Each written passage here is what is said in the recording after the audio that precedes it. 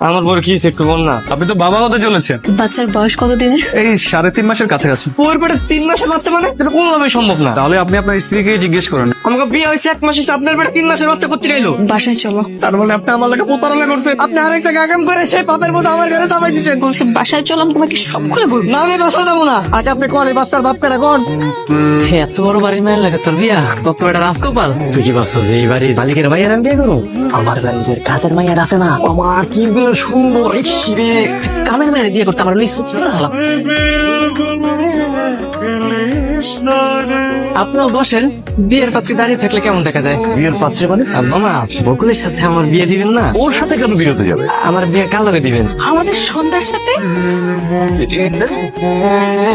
কই জাহান নামে খালা এমন মুহূর্তে কি অজ্ঞান হয়? অজ্ঞান ওরা টাইম পাস হইতে বিয়েটা হয়েছে তো তারপর অজ্ঞান গিয়েছিলাম তুই বাড়ির কাজের মায়ের বিয়ে করতে। কাজের মায়ের পরিবর্তে যে মালিকের মায়ের বিয়ে করে দিবে এটা তোর বুঝতে পারি।